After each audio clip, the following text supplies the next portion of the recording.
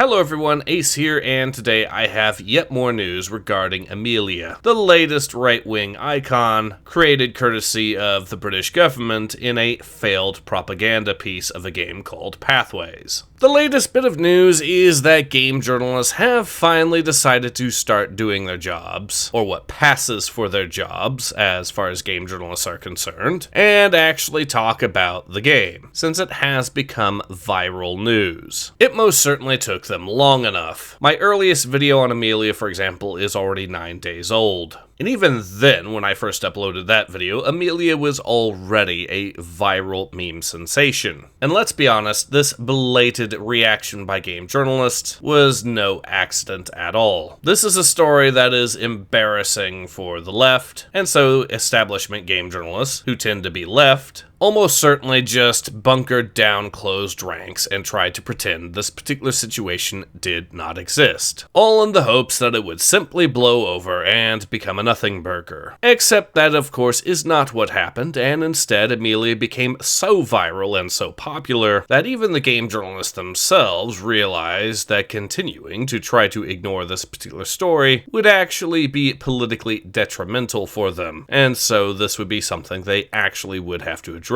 The actual articles themselves are, let's be honest, not very interesting. It's exactly the take that you would expect from game journalists. The take of gamers are literally Hitler. Though credit where credit is due, at least the game journalists are openly admitting that yes, the UK government royally screwed up in the design of the game, and in particular in their idea to create Amelia as a character. Basically, the only things of note about these articles is how utterly lacking in substance they are, which further makes it inexcusable that it took game journalists this long to make articles with these kinds of takes and this kind of information. It's another case of game journalists being absolutely useless at their jobs, and why they have ultimately been replaced by content creators. And finally, it's another example of why the world is going to be a better place once the last of the game journalist websites shuts down.